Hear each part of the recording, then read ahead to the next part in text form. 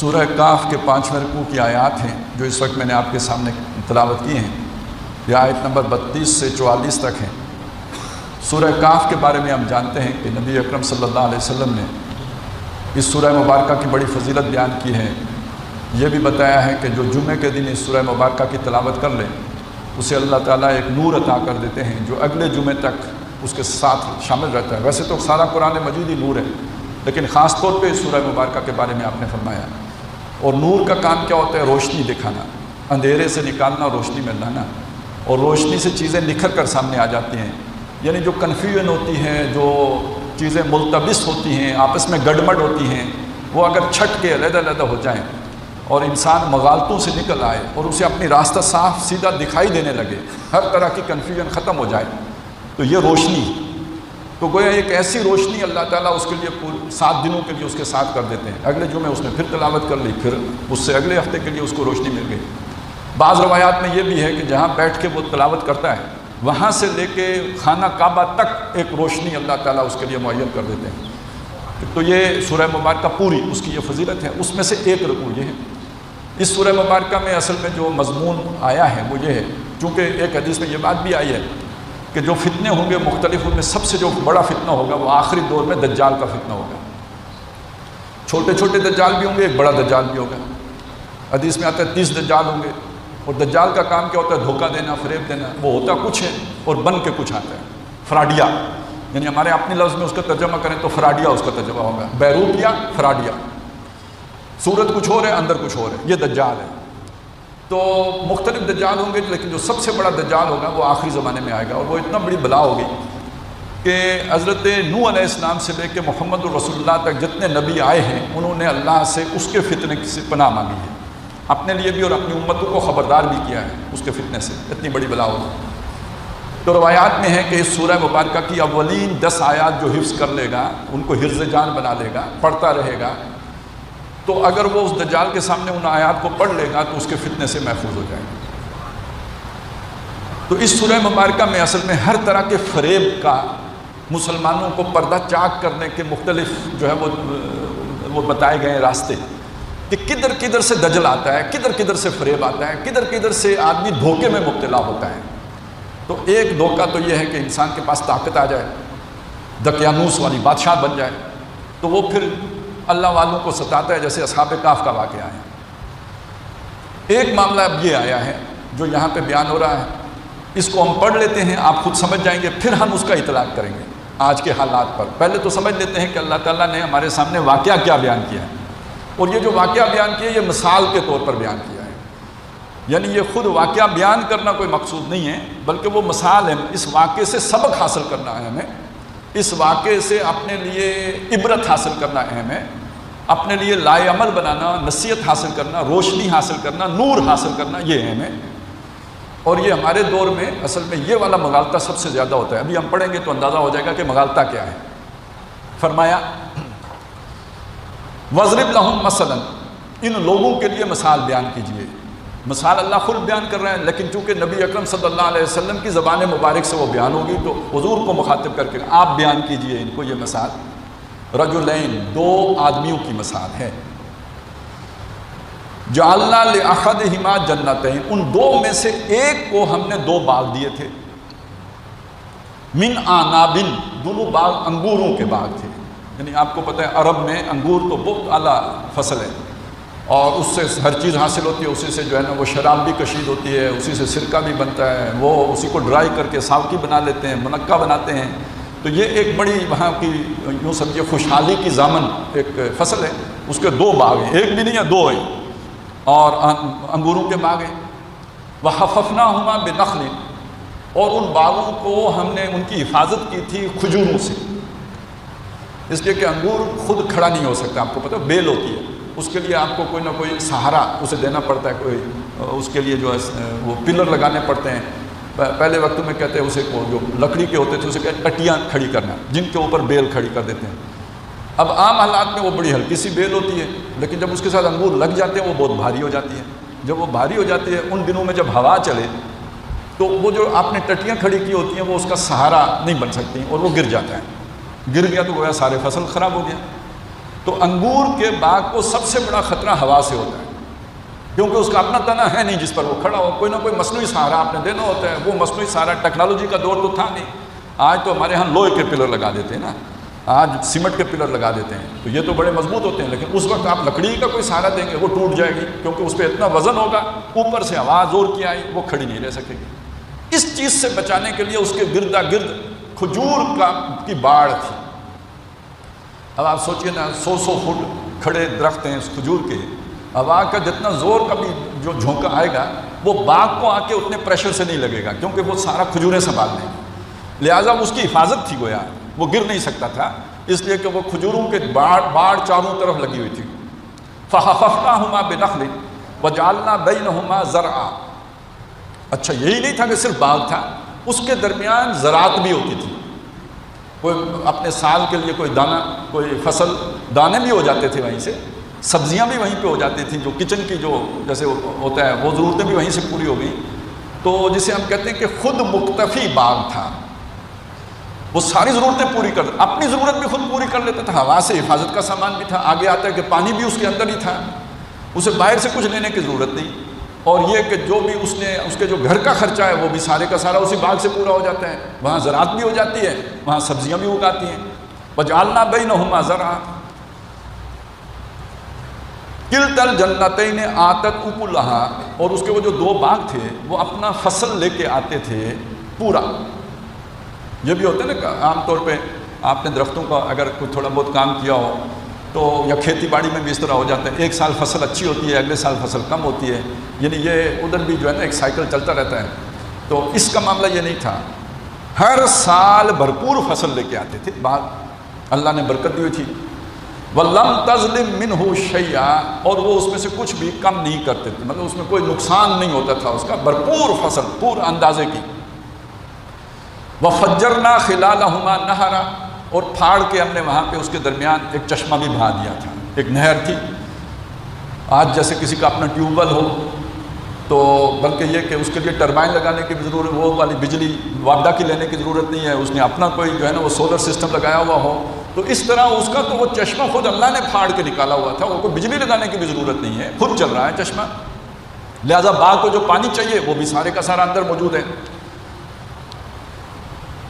وَكَانَ لَهُ ثَمَرٌ، اور اس کا پھل بھی تھا۔ اب یہاں پھل، یہ کانا لہو اس شخص کا پھل تھا، تو درخت کا پھل کیا ہوتا ہے؟ جو سیب کا پھل سیب ہے اور انگور کا پھل انگور ہے، انسان کا پھل کیا ہے؟ اولاد ہے، اس کی اولاد بھی تھی۔ وَكَانَ لَهُ ثَمَرٌ، اس کی اولاد بھی تھی، یعنی دو ہی چیزیں تو اس زمانے میں ہوتی تھی نا جی، آپ کے پاس مال ہے، دانے ہیں پورے سال کے، اور بیٹے ہیں، کیونکہ اس زمانے میں تھانہ کچہری تو ہے نہیں نا، قانون کی حکمرانی نہیں ہے، طاقت ہے جس کے پاس وہ سروائیو کرے گا، تو جس کے بیٹے ہوں گے تو حفاظت کے لیے بیٹے موجود ہیں۔ وَكَانَ لَهُ ثَمَرٌ، اس کے بیٹے بھی تھے۔ اب یہ جو چیزیں اسے دنیا میں حاصل تھیں، ان چیزوں نے اس کا دماغ خراب کر دیا، اس نے یہ نہیں سمجھا، یعنی اس سے اس کے اندر شکر پیدا ہونے کے بجائے تکبر پیدا ہو گیا۔ اس نے یہ سمجھا کہ جب مجھے یہ ساری سہولتیں حاصل ہیں تو پہلی بات تو یہ ہے کہ یہ میری اپنا حسن تدبیر ہے، یہ جو جن کو پاس نہیں ہے نا یہ بیوقوف لوگ ہیں، ان میں صلاحیت ہی نہیں ہے۔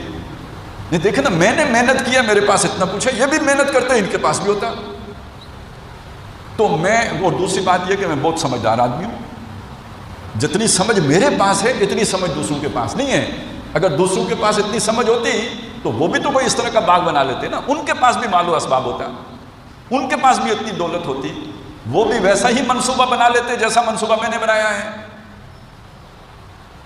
اب آپ کو پتہ ہے کہ انسان پیدائشی طور پہ تو امیر نہیں ہوتا، یہ بھی پیدائشی طور پہ امیر نہیں تھا، اس کا بچپن بھی کسی کے ساتھ گزرا ہوگا، کسی کے ساتھ کھیلا کودا ہوگا، جوانی کا ابتدائی دور بھی کسی اپنے جو جیسے لنگوٹیے یار ہوتے ہیں، تو اس طرح کا اس کا کوئی دوست تھا بچپن کا ساتھی، اس سے ملاقات ہوئی، ہو سکتا ہے باتوں باتوں میں اس نے کچھ کہا ہوگا کہ کچھ اللہ کے لیے صدقہ خیرات بھی کرنا چاہیے، اللہ کا خوف بھی کرنا چاہیے، تم پر تو اللہ کی بڑی نعمتیں ہیں، ہو سکتا ہے اس نے یہی کہا ہو کہ تم پر اللہ کی بڑی نعمتیں ہیں، اس کو چڑ چڑھ گئی ہوگی، کیونکہ جو آدمی یہ سمجھ رہا ہو کہ یہ میرے زور بازو کا نتیجہ ہے، جو آدمی یہ سمجھ رہا ہو کہ یہ میری محنت کا نتیجہ ہے، جو آدمی یہ سمجھ رہا ہو کہ یہ میری سمجھداری، میری منصوبہ بندی، میری پلاننگ کا نتیجہ ہے، یہ جو مجھے سارا ملا ہے، جب آپ اسے کہیں کہ یہ اللہ کی نعمت ہے تو اسے چڑ بڑی چڑھتی ہے،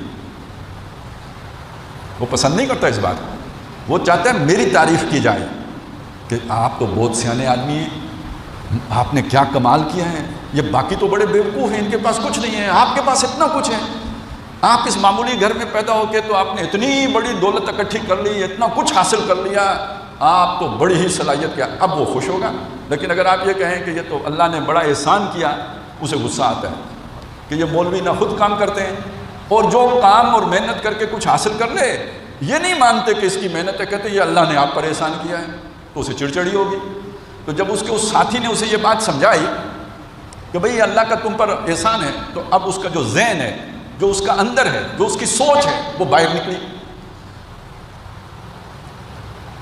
فَقَالَ لِصَاحِبِهِ وَهُوَ يُحَاوِرُهُ، اس نے کہا اپنے اس ساتھی سے، اپنے صحبت کرنا جو اس کے ساتھ بیٹھا ہوا تھا دوست، اس سے کہا جبکہ وہ اس سے بات چیت کر رہا تھا، انا اکثر منکا مالم و اعز نفرا، میں مال میں بھی تم سے زیادہ ہوں اور نفری، اب یہ دیکھیں وہ بیٹے ہیں نا میرے پاس، نفری آگے نفر، نفر کہتے ہیں وہ جو بھی آپ کے پاس افرادی قوت ہے، تو نفری بھی میرے پاس زیادہ ہے، دولت بھی میرے پاس زیادہ ہے، غلبہ میرا ہے تیرے اوپر۔ یہ بات اسے کیوں کہنی پڑی؟ وہ جو بندہ جس کے ہاتھ میں مال و اسباب نہیں ہے وہ حکیم انسان ہے، وہ دانا آدمی ہے، وہ وائز مین ہے، وہ اسے نصیحت کر رہا ہے، تو یہ اسے کہتا ہے، اصل میں کہنا یہ چاہتا ہے کہ تم اپنی نصیحتیں چھوڑو، یہ میری نفری دیکھو، یہ میرے اسباب دیکھو، یہ ثبوت ہے کہ میں تم سے عقل مند ہوں، یہ دلیل ہے اس بات کی کہ میں تم سے زیادہ سمجھدار ہوں، تم صرف باتیں کرنا جانتے ہو، گفتار کے غازی ہو، وگرنہ یہ کہ میرے اسباب اور میرے ذرائع اور میرا یہ جو میرے پاس نعمتیں ہیں ان کو دیکھو، یہ میرے زور و بازو کا نتیجہ۔ اس کا مطلب یہ کہ نصیحت مجھے تمہیں کرنی چاہیے، تم مجھے کیوں نصیحت کرتے ہو؟ انا اکثر من کا مالم و اعز و نفرا۔ اب یہ مکالمہ اس کے ساتھ کیا، اندر جو اس کے سوچیں پک رہی ہیں وہ کیا ہیں؟ وَدَخَلَ جَنَّتَهُ وَهُوَ ظَالِمٌ لِنَفْسِهِ، وہ اپنے باغ میں داخل ہوا، اسی ترنگ میں، اسی سوچ میں، اسی خیال میں، وہ اپنی جان کے اوپر ظلم کر رہا تھا، مطلب یہ کہ انہی سوچوں میں ڈوبا ہوا تھا، اسی مغالطے میں مبتلا تھا، اس دولت کا جو خمار تھا اور وہ اس کی جو نفری تھی اولاد، اس اولاد کا جو خمار تھا، اسی خمار میں وہ داخل ہوا اپنے باغ میں۔ وَهُوَ ظَالِمٌ لِنَفْسِهِ، اب چونکہ اس نے کہا ہوگا کہ دیکھو دنیا ہمیشہ نہیں رہنی ہے، یہی کہتے ہیں نا ہم مولوی لوگ، یہی کہتے ہیں نا دنیا ہمیشہ نہیں رہنی ہے، عروج کے بعد زوال ہوتا ہے، پھر جوانی کے بعد بڑھاپا آتا ہے، پھر بندہ مرتا ہے، بال بھی اجڑ جاتے ہیں، کاروبار بھی ویران ہو جاتے ہیں، مندہ بھی آ جاتا ہے، بیماری بھی آ جاتی ہے، دکھ بھی آ جاتے ہیں، اولادیں بھی ختم ہو جاتی ہیں، یہی کچھ سمجھایا ہوگا۔ اچھا کچھ بھی نہ ہو تو قیامت تو آنی ہی ہے نا، اللہ نے پوچھنا تو ہے ہی نا۔ اب وہ اس کی وہ باتیں اس کے ذہن میں ہیں اور اپنے اندر جو اس کے خیالات ہیں وہ ظاہر ہو رہے ہیں۔ کہتا ہے قال ما اظن ان تبید هذه ابدا، اپنے باغ کا اچھا طرح جائزہ لیا اس نے، وہ سارا دیکھا، اس نے کہا میں تو یہ نہیں سمجھتا کہ یہ کبھی بھی برباد ہوگا، مجھے نہیں لگتا کہ میرا کاروبار سکڑ جائے گا، مجھے نہیں لگتا کہ میری نوکری چلی جائے گی، مجھے نہیں لگتا کہ میری یہ حیثیت ختم ہو جائے گی، یہ انفلوئنس ختم ہو جائے گا، میرا اقتدار چھن جائے گا، میں تو جو ہمیشہ کا اقتدار لے کے آیا ہوں، 15 سال تو کم از کم لکھوائی کے لایا ہوں نا، اتنا تو ہے ہی ہے نا، تو میرا اقتدار چلا جائے گا، میری نوکری چلی جائے گی، میرا یہ کاروبار سمٹ جائے گا، میرا باغ اجڑ جائے گا، میں نہیں یہ سمجھتا، یہ ویسے مجھے ڈراوا دے رہا ہے، ویسے مجھے میرا دوست جو ہے نا وہ میرے رنگ میں بھنگ ملا رہا ہے، میں ایسا نہیں سمجھتا۔ وَمَا أَظُنُّ السَّاعَةَ قَائِمَةً، بلکہ میں تو یہ بھی نہیں سمجھتا کہ قیامت ہوگی۔ یعنی چونکہ مولوی صاحب نے ڈرایا اس بات سے کہ باغ اجڑ جائے گا، تو یہ بات تو صحیح ہے نہیں، تو مجھے یہ بھی نہیں لگتا کہ دنیا اجڑے گی، یہ بھی لگتا ہے کہ بس ایک بات سے دوسری بات بنا لی گئی ہے کہ ایک وقت آئے گا تو پہاڑ ختم ہو جائیں گے اور آسمان جو ہے وہ پھٹ جائے گا اور قیامت ہو جائے گی۔ نہیں مجھے نہیں لگتا، اتنے مضبوط کھڑے پہاڑ، یہ زمین، یہ آسمان، یہ کیسے ختم ہو سکتے ہیں؟ ما اظن ان تبید هذه ابدا وما اظن الساعة قائمة ولئن رددت الى ربی، لیکن بالفرض محال ایسا ہو گیا اور مجھے لوٹا دیا گیا میرے رب کی طرف، میرے رب کی طرف لوٹا دیا گیا. یہ یہاں سے بھی یہ بات ثابت ہوتی ہے، آگے جا کے مزید ثابت ہو جائے گی. یہ اللہ کا منکر نہیں تھا. یہاں جو بات سمجھائی جا رہی ہے وہ ایک دائریے کی کو نہیں نصیحت کی جا رہی ہے، اللہ کو ماننے والے کو نصیحت کی جا رہی ہے. گمراہی کوئی اور ہے. گمراہی یہ نہیں ہے کہ یہ اللہ کو نہیں مانتا، گمراہی یہ نہیں ہے کہ یہ اللہ کے ساتھ کسی کو شریک کر رہا ہے اس کے سجدے میں یا اس کے رکوع میں یا اس کی نمازوں میں یا اس کی پریز ثنا کرنے میں. نہیں، یہ گمراہی نہیں ہے. گمراہی کوئی اور ہے. وہ آگے جا کے ہمیں سمجھ آ جائے گی کہ گمراہی یہاں پہ ہے کیا.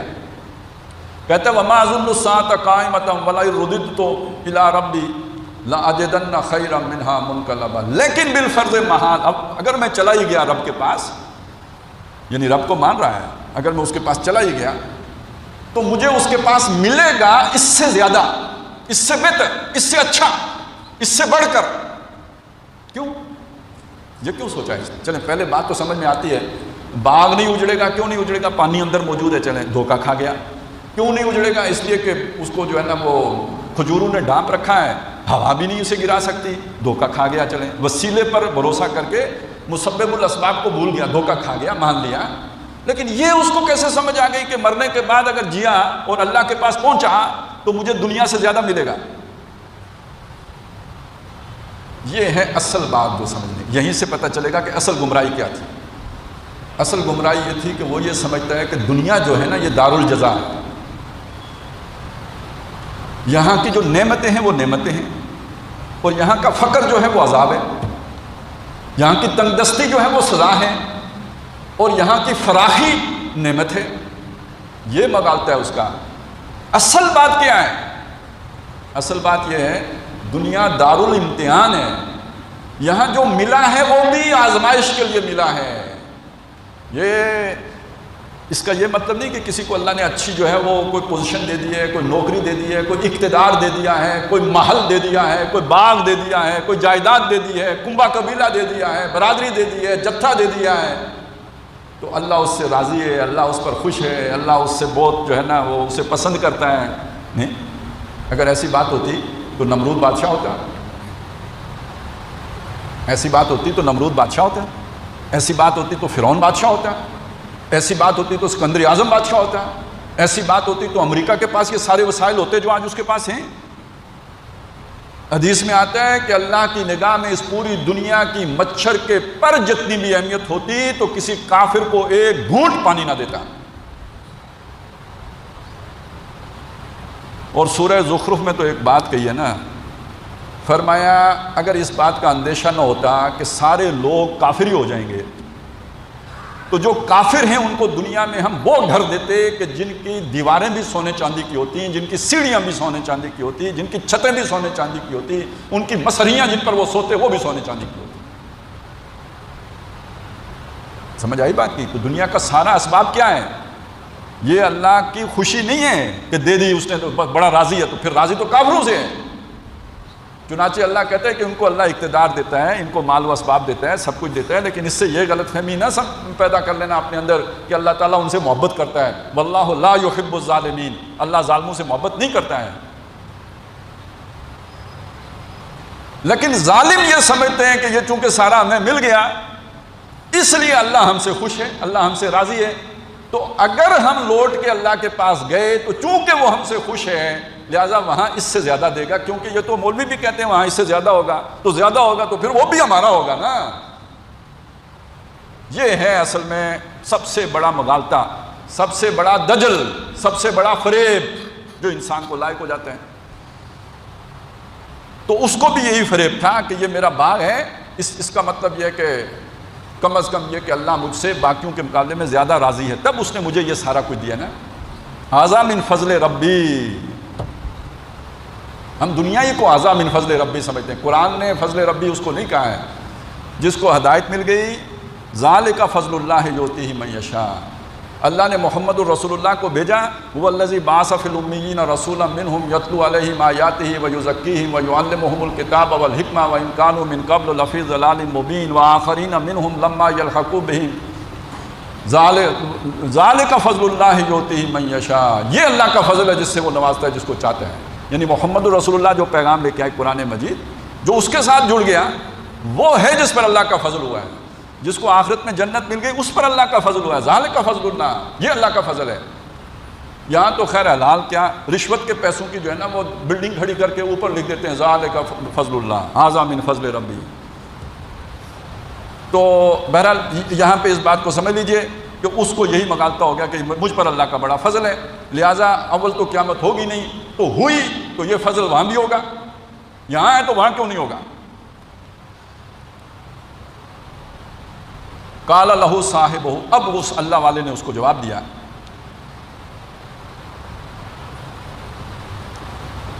وہو یحاورہ، جبکہ وہ اس سے بات چیت کر رہا تھا، اکفرت بالذی خلقک من تراب، کیا تو نے کفر کیا اس ہستی کا جس نے تجھے مٹی سے پیدا کیا۔ اب یہاں کفر انکار کے معنی میں نہیں ہے، ناشکری کے معنی میں، ناشکری کے معنی میں ہے۔ کفران نعمت، نعمتیں ہوتی ہیں تو ان کی ناقدری کو کفران نعمت کہتے ہیں، ویسے کفر کا اصل معنی ہے ہی ناشکری۔ تو نے کفر کیا اس ہستی کا کہ جس نے تمہیں مٹی سے بنایا، ثم من نطفۃ، پھر اس مٹی کا اس نے نطفہ بنایا، اس نطفے سے تمہیں بنایا، ثم سواک رجلا، پھر تمہیں بھلا چنگا انسان بنا دیا، لیکنہ اللہ ربی، لیکن میرا رب تو وہ ہے۔ تو اس کا رب کون ہے؟ یہ کہتا ہے میرا رب تو وہ ہے، تو یہ کس کانٹراسٹ میں کہہ رہا ہے؟ یعنی تمہارا رب کوئی اور ہے، بس یہ ذہن میں رکھیے گا، سوال ذہن میں رکھیے۔ وہ کہہ رہا ہے میرا رب تو اللہ ہے، تو یہ جو بندہ جس سے بات چیت کر رہا ہے اس کا رب کون ہے؟ ابھی نہیں میں بتا رہا، آگے خود اللہ بتا رہا ہے تو مجھے بتانے کی کیا ضرورت؟ ابھی ذرا بس یہ سوال ذہن میں رکھیں تاکہ جب بتائیں تو وہاں جا کے وہ فٹ ہو جائے۔ وَلَوْلَا إِذْ دَخَلْتَ جَنَّتَكَ، اب یہ دیکھیے یہ نور آ رہا ہے، یہ روشنی آ رہی ہے، یہ لائٹ ہے، یہ نصیحت ہے، یہ سبق ہے۔ وَلَوْلَا إِذْ دَخَلْتَ جَنَّتَكَ، ایسا کیوں نہیں ہوا جب تو اپنے باغ میں داخل ہوا؟ قُلْتَ، تو نے کہا ہوتا ما شاء اللہ، جو اللہ نے چاہا۔ یہ میرا زور بازو نہیں ہے، یہ میری ہمت توفیق نہیں ہے، یہ میرا کمال نہیں ہے، یہ میری صلاحیتیں نہیں ہیں، یہ میرا کوئی اسپیشل جو ہے نا وہ ڈی این اے نہیں ہے، میں بھی باقی انسانوں ہی کی طرح ایک انسان ہوں، اللہ کا بندہ ہوں، لیکن یہ جو کچھ بھی ہے میرے رب کی توفیق سے ہے، میری رب کی عطا ہے، میرے رب نے مجھے دیا ہے، یہ اس کی دین ہے، یہ اس نے ماشاء اللہ جو اللہ نے چاہا۔ تم نے یہ کیوں سوچا جو میں نے کیا؟ نقطہ نظر ٹھیک کرو، اور نقطہ نظر کا ٹھیک کرنا یہ ہے کہ یہ میری محنت کا صلہ نہیں ہے، یہ میرے زور بازو کا نتیجہ نہیں ہے، یہ اللہ کی عطا ہے، اس نے دیا ہے۔ ماشاء اللہ، لا قوت الا باللہ، کوئی قوت نہیں ہے اللہ کے سوا، وہی جس کو دے تو دے۔ بڑی بڑی صلاحیتوں والے جوتیاں چٹکھاتے مر گئے، انہیں کسی نے گھاس نہیں ڈالی۔ بڑے بڑے انٹلیکچوئل جو ہے وہ گندی نالیوں میں گر کے مر گئے، شرابیں پی پی کے، ان کو مواقع ہی نہیں ملے۔ آپ جتنے باصلاحیت ہوں، آپ کو چانس نہ ملے، کیا کریں گے؟ آپ جو ہے جینیس پیدا ہوئے ہوں، آپ تعلیم حاصل نہ کر سکیں تو کیا کریں گے؟ تو دنیا صرف صلاحیتوں ہی پر نہیں ہے، چانسز بھی تو بڑی ہیں، اور چانس کون دیتا ہے؟ مواقع کون دیتا ہے؟ تو لا قوت الا باللہ ان ترنی انا اقل منک مالا و ولدا، اگر تو نے دیکھا تھا کہ مال اور اولاد، اب وہ جو وہاں پہ پھل کا لفظ آیا تھا وہاں اس کی وضاحت آ گئی کہ وہ اولاد ہی تھی اصل میں، کہ مال اور اولاد میں تو مجھ سے زیادہ ہے، تو اس کا مطلب اللہ کی نعمت تم پر زیادہ ہے، بجائے اکڑنے کے اور بجائے پھولے نہ سمانے کے اور بجائے تکبر کرنے کے اور بجائے خمار میں مبتلا ہونے کے، تو نے کہا ہوتا اللہ کا احسان ہے، اللہ کی جو ہے مجھ پہ بڑی جو ہے عنایت ہے، اور یہ کہ یہ ساری اس کی جو ہے نا اس کی عطا سے ہے، یہ ہونا چاہیے تھا۔ اب اسے غصہ آ گیا، وہ جو بھی اللہ والا تھا، اس کے اس رویے پر، اس کی اس پھوں پھاں پہ، اس کے اس تکبر پر، تو اس نے کہا کہ دیکھو یہ دیا اللہ نے ہے، فَعَسَىٰ رَبِّي أَن يُؤْتِيَنِي خَيْرًا مِّن جَنَّتِكَ، تو مجھے تانا دیتا ہے کہ میرے پاس مال و اسباب دنیا کم ہے، اس وجہ سے تم کہتے ہو کہ میں بے وقوف ہوں، اس وجہ سے سمجھتے ہو کہ یہ بلڈی ہے، اس وجہ سے سمجھتے ہو کہ یہ گندا انسان ہے کہ میرے پاس اسباب دنیا کم ہیں. فَعَسَىٰ رَبِّي أَن يُؤْتِيَنِي خَيْرًا مِّن جَنَّتِكَ، تو امید ہے کہ میرا رب مجھے تیری جنت سے، تیرے باغ سے بڑھ کر عطا کرے گا. وَيُرْسِلَ عَلَيْهَا حُسْبَانًا، اور تیرے باغ کے اوپر وہ کوئی بھیج دے گا بگولا، کوئی طوفان، من السماء، آسمان سے، فَتُصْبِحَ صَعِيدًا زَلَقًا، اور وہ ہو جائے گا تیرا باغ چٹیل، یعنی وہاں پہ کوئی درخت باقی نہیں بچے گا، چٹیل میدان بن جائے گا. او یصبح ماؤها غورا، یا اللہ یہ کرے گا کہ اس کا پانی نیچے لے جائے گا. ابھی تو ابل کے باہر نکلتا ہے، تو وہ اگر نیچے چلا گیا، جیسے یہاں بور کرائیں نیچے چلا جاتا ہے، تو وہاں پانی نیچے چلا گیا، فلن تستطیع له طلبا، تو اس کو پھر حاصل کرنے کی استطاعت ہی نہیں رکھے گا. اب یہ اس نے بددعا دی کہیں، یا اس کے دل کی درد دکھی دل کی صدا نکلی، جو بھی کہیں، ادھر نکلی ادھر قبول ہوئی، پتھر پہ لکیر ثابت ہوئی اس کی بات. وَأُحِيطَ بِثَمَرِهِ، اس کا پھل لپیٹ دیا گیا، اس کے پھل کا احاطہ سمیٹ لیا گیا. وَأُحِيطَ بِثَمَرِهِ، اب یہ ثمر میں آپ چاہیں تو اولاد بھی شامل کر لیں، باغ بھی شامل کر لیں، دونوں لپیٹ لیے گئے. ادھر کرونا آ گیا ہوگا، ادھر کوئی امریکن سنڈی آ گئی ہوگی، انگور کی سنڈی آ گئی، سارا ختم. یا کوئی ہوا کا ایسا جھونکا آیا، کھجوریں بھی اڑ گئیں، باغ بھی لیٹ گیا، اور ادھر اولاد بھی لیٹ گئی. وَأُحِيطَ بِثَمَرِهِ فَأَصْبَحَ يُقَلِّبُ كَفَّيْهِ عَلَىٰ مَا أَنفَقَ، وہ ہو گیا تلیاں ملتا، ہاتھ ملتا رہ گیا اس خرچے پر جو اس نے اس باغ پہ کیا تھا. انویسٹمنٹ بھی ڈوب گئی، نفع تو ادھر رہا، جو انویسٹمنٹ تھی وہ بھی ڈوب گئی، ٹوٹل لاس ہو گیا، سب ختم. فَأَصْبَحَ يُقَلِّبُ كَفَّيْهِ عَلَىٰ مَا أَنفَقَ فِيهَا وَهِيَ خَاوِيَةٌ عَلَىٰ عُرُوشِهَا، وہ باغ گرا ہوا تھا اپنی ٹٹیوں پر، دڑام گرا، سب ختم، ہر شے بیٹھ گئی. وَيَقُولُ، اب اسے سمجھ آ گئی. دیکھیں کچھ لوگ ہوتے ہیں سوچ کر سمجھ لیتے ہیں یا سمجھانے سے سمجھ لیتے ہیں. کچھ لوگ ہوتے ہیں جب تک انہیں چوٹ نہ وجے، سٹ نہ وجے، ان کو سمجھ نہیں آتی. لیکن یہ بھی عقل مند لوگ ہوتے ہیں. انتہائی بیوقوف آدمی تو وہ ہوتا ہے کہ جس کو سر پر سیب گرے اسے پھر بھی نیوٹن کا قانون معلوم نہ ہو سکے. یہ آخری درجے میں بیوقوفی کی بات ہے کہ آدمی کی انگلی جل جائے اور اسے پتہ نہ لگے کہ آگ جلاتی ہے، پھر بھی نہ سیکھے، پھر وہی غلطی دہرائے. تو غلطی سے سیکھ لینا بھی سمجھداری ہے، لیکن بڑی سمجھداری یہ ہے کہ آپ بغیر غلطی کیے سمجھ جائیں. اور درمیانی بات یہ ہے کہ کسی کے سمجھانے سے سمجھ جائیں. اس کا معاملہ یہ ہوا کہ خود سمجھ آئی نہیں، دوسرے کے سمجھانے سے بھی نہیں سمجھا. لیکن یہ کہ جب قدرت نے، اللہ تعالیٰ نے ایک جو ہے اسے تھپڑ رسید کیا قدرت کے ہاتھوں، اب وہ فوری سمجھ گیا، صحیح بات اس کی زبان پر آ گئی، اور وہ اب وہ جو اس کی گمراہی تھی وہ کھل جائے گی، اس کی اپنی زبان سے کھل رہی ہے.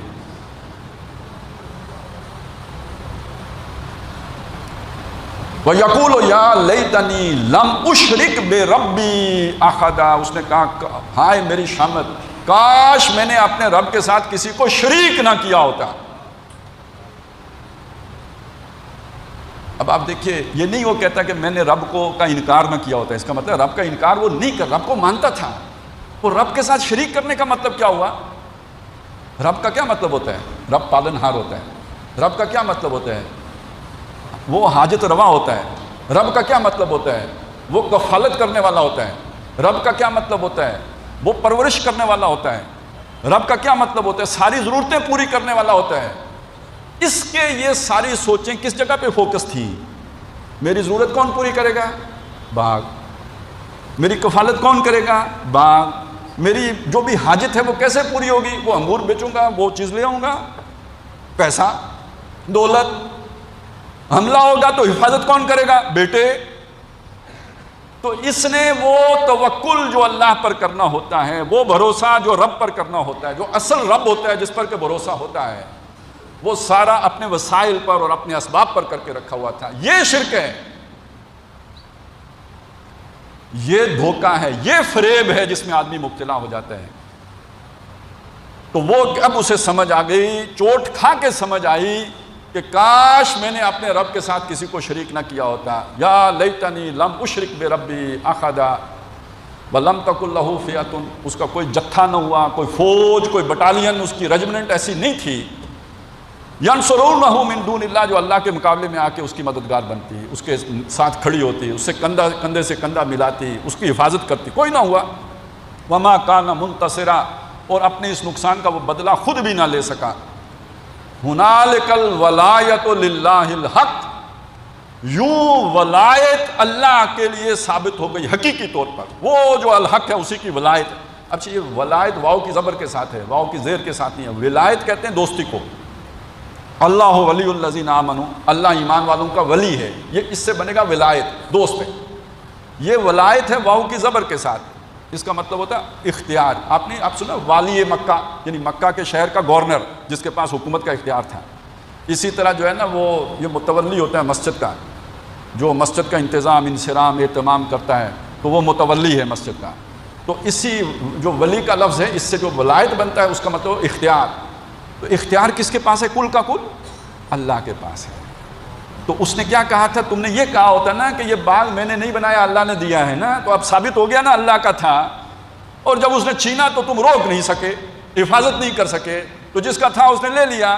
ہنالک الولایۃ للہ الحق، یہ بات ایک لہجے میں ان جادوگروں کو سمجھ میں آ گئی تھی جو موسیٰ علیہ السلام کا مقابلہ کرنے کے لیے آئے تھے۔ جب انہیں سمجھ آ گئی، فرعون نے کہا میں تمہاری گردن اڑا دوں گا، میں تمہاری ٹانگیں کاٹ دوں گا، بازو کاٹ دوں گا۔ انہوں نے کہا فقض ما انت قاض، کر جو تو سے ہوتا ہے، انما تقضی فی ہذہ الحیات الدنیا، تو کچھ کر بھی سکا تو دنیا ہی کی زندگی کا کوئی فیصلہ کرے گا نا، ہمیں تمہارے کرنے کی کوئی پرواہ نہیں، ہم تو وہ صاحب اختیار ہستی کے ساتھ اب جڑ گئے ہیں، اب تم سے ہم ڈرنے ورنے والے نہیں ہیں۔ تو جس کا تعلق اللہ سے اس طرح والا بن جائے نا، وہ پھر ڈرتا ورتا نہیں ہے۔ یہ تعلق مضبوط کیے بغیر ہم نے دیکھیں بڑے جو ہے نا وہ دعوے کرنے والے کمر پکڑ کے بھاگتے دیکھیں، ڈرتے ورتا تو نہیں ہوں لیکن ڈرتے ورتے دیکھیں۔ لیکن وہ جادوگر نہیں ڈرے ورے، فرعون سے بھی نہیں ڈرے ورے، کیوں؟ انہوں نے مضبوط کنڈا پکڑ لیا تھا نا، لن فسام لہا، جس کو کوئی ٹوٹا نہیں ہے۔ اور یہ کنڈا نہیں پکڑا جا سکتا جب تک کہ طاغوت کا کفر نہ ہو۔ فمن یکفر بالطاغوت ویؤمن باللہ فقد استمسک بالعروۃ الوثقی لا انفصام لہا۔ اور یہاں طاغوت کیا؟ یہ باغ ہی تو طاغوت تھا اس کا، جس پر اس نے انحصار کر لیا تھا، جس پر بھروسہ کر لیا تھا، جس پر توکل کر لیا تھا۔ بتوں سے تجھ کو امیدیں، خدا سے نو امیدی، مجھے بتا تو صحیح اور کافری کیا ہے۔ تو بت صرف وہ اصنام ہی نہیں ہوتے جو انسان ہاتھوں سے بناتا ہے، حوث سینوں میں چھپ چھپ کے بنا لیتی ہے تصویریں، تو ان سینوں میں بھی بت پل رہے ہوتے ہیں۔ یہ کاروبار بت بن جاتے ہیں، یہ روزگار بت بن جاتے ہیں جن پر انسان کا توکل ہو جائے، یہ حیثیتیں جو اسے حاصل ہو جائیں، جو انفلوئنس اسے مل جائے، جو دنیا کا ایک سٹیٹس مل جائے، اور اس کی وجہ سے باقیوں کو آدمی گھٹیا سمجھنا شروع کر دے۔ اور ہوتے ہیں، میں پروفیشن میں جہاں پہنچ گیا ہوں، اتنی بلندی پہ پہنچ، یہ باقی لوگ کیڑے مکوڑے، انہوں نے تو محنت ہی نہیں کی ہے۔ دیکھیں نا میرا پولیٹیکل انفلوئنس کتنا ہے، کن کن لوگوں کے ساتھ میرے تعلقات ہیں۔ یہ میرا زور بازو ہے نا، یہ میری پلاننگ ہے نا، یہ میری سمجھداری ہے، یہ میری تیز ترازی ہے۔ تو اب یہاں صرف باغ پر نہ رکھیے، ہم اپنا اپنا بت تلاش کریں نا۔ میرا بھی کوئی بت ہو سکتا ہے، آپ جو بیٹھے ہوئے ہیں آپ میں سے بھی ہر ایک کا کوئی نہ کوئی بت ہو سکتا ہے۔ ہم کون سا اتنا کوئی توحید کامل پر جو ہے وہ کھڑے ہیں، وہی بت تو پھر ہمارا رب ہے۔ وہ کاروبار کی صورت میں بھی ہو سکتا ہے، وہ پروفیشن کی صورت میں بھی ہو سکتا ہے، وہ جاب کی صورت میں بھی ہو سکتا ہے، کہ جس پر ہم پھولے نہ سماتے ہوں، اور جس پر ہم جو ہے اتراتے ہوں، اور جس کی بنیاد پر ہم دوسروں کو گھٹیا سمجھتے ہوں، اور سمجھتے ہوں کہ یہ تو بیکار لوگ ہیں، اور جس کی وجہ سے ہم سمجھتے ہوں کہ یہ ہے اللہ کا فضل جو ہمیں حاصل ہو گیا ہے، اور یہ ہم سے چھنے گا نہیں، اور یہ ثبوت ہے کہ آخرت میں اس سے بڑھ کر ملے گا، تو یہ بت ہے۔ پھر دنیا میں اللہ توڑ دے، اللہ کی رحمت ہے۔ یہ بت اللہ دنیا میں توڑ دے، اللہ کی رحمت ہے کہ انسان توبہ کر کے اللہ کے پاس جائے، عمر کے جس حصے میں بھی ٹوٹ جائے۔ یہ بت قائم رہے، یہ دنیا ملتی رہے، یہ باغ نہ اجڑے جیسا کہ اس کا اجڑا۔ اس کا مطلب سمجھ نہیں آئے گی بندے کو کبھی بھی، اسی مغالطے میں اللہ کے سامنے جا کے پیش ہوگا کہ اس نے رب تو کسی اور کو بنایا ہوا تھا، یہ برباد ہو گیا، یہ تباہ ہو گیا۔ جس کا دنیا میں نقصان ہو جائے لیکن سمجھ آ جائے یہ فائدے میں رہ گیا، اس پر اللہ نے مہربانی کی، اس پر اللہ نے عنایت کی، اللہ نے احسان کیا کہ اس کو سمجھا دیا، مرنے سے پہلے سمجھا دیا۔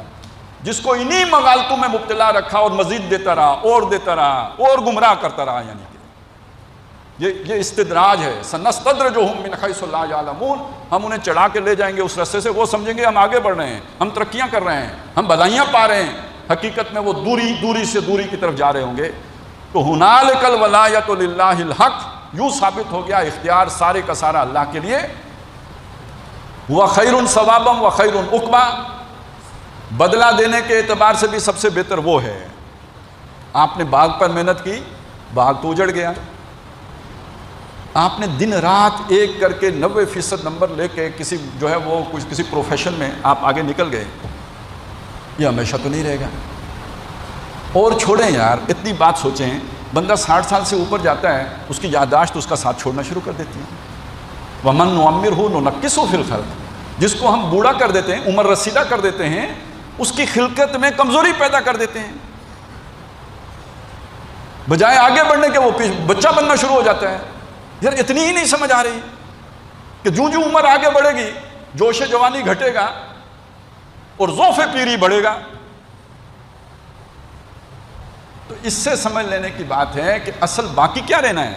نہ آپ کی صلاحیت کوئی باقی رہنی ہے، نہ آپ نے جو کمائیاں کی ہیں وہ باقی رہنی ہیں، نہ جو آپ نے محل کھڑے کیے ہیں وہ باقی رہنے ہیں، نہ جو کاروبار بنائے ہیں وہ باقی رہنے. یہ تو باقی نہیں رہنے.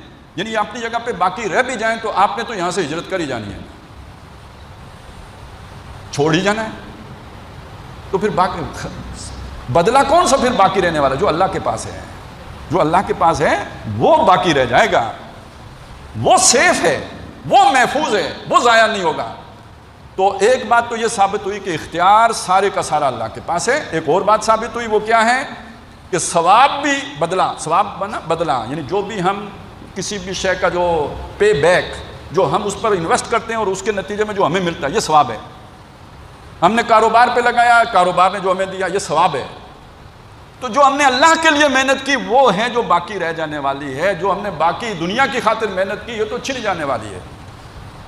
نبی صلی اللہ علیہ وسلم نے اس کو بڑی خوبصورتی سے سمجھایا ہے. آپ کے گھر میں بکری ذبح ہوئی، آپ تشریف لے گئے باہر، جب واپس آئے تو پوچھا گھر والوں سے کہ وہ جو بکری ذبح کی تھی اس میں سے باقی کچھ بچا؟ حضرت عائشہ رضی اللہ تعالیٰ عنہ نے فرمایا ما بقی منہا الا قطفھا، بکری میں سے باقی کچھ نہیں بچا، سب بانٹ دی، اللہ کی راہ میں دے دی، ایک اس کی دستی بچ گئی ہے. حضور نے فرمایا بقی کلھا الا قطفھا، ساری بکری تو بچ گئی ہے سوائے دستی کے، کیونکہ وہ ہم کھائیں گے خرچ ہو جائے گی، کنزیوم ہو گئی. جو اللہ کی راہ میں دے دی وہ بچ گئی. تو ہوا خیر ثوابا، وہ بدلے کے اعتبار سے بھی بہت بہتر ہے. وخیر عقبا، انجام کے اعتبار سے جو ہمیشگی کا انجام ہے، جو دائمی نعمتیں ہیں اور سہولتیں ہیں، اس کے اعتبار سے بھی وہی سب سے بہتر ہے. تو میں واپس جہاں سے بات شروع کی تھی وہاں لے کے جاتا ہوں کہ یہ سورہ مبارکہ کون سی ہے جس میں یہ مضمون آیا ہے، جس کو نبی صلی اللہ علیہ وسلم نے بیان فرمایا کہ یہ روشنی دینے والی صورت ہے، یہ دجل سے پناہ دینے والی صورت ہے. وہ جو مختلف دجل ہیں ان میں سے ایک دجل کیا ہے؟ میرا کاروبار میرا دجل ہے، میرا باغ میرا دجل ہے، جن چیزوں پر میرا تکیہ ہے وہ میرا دجل ہے. ہر آدمی کا اپنا اپنا دجل ہو سکتا ہے، وہ اسے خود پہچاننا ہے، وہ اسے خود دیکھنا ہے. اس دجل سے نکلیں گے تو وہ روشنی ملے گی کہ جس روشنی کو ہم ایمان کہتے ہیں. اس دجل سے نکلیں گے تو وہ حکمت ملے گی، وہ وزڈم ملے گی کہ جس کے نتیجے میں حقائق انسان پر منکشف ہوتے ہیں. اللہ تعالیٰ ہمیں توفیق عطا فرمائے کہ ہم اس مادہ پرستانہ دور میں جب گلوبل لیول پر یہی سوچ ہے، اسی مادہ پرستی کی سوچ ہے، اس میں وہ حقائق دیکھنے کے قابل ہو سکیں جو قرآن مجید جس کی طرف ہماری رہنمائی کرتا ہے.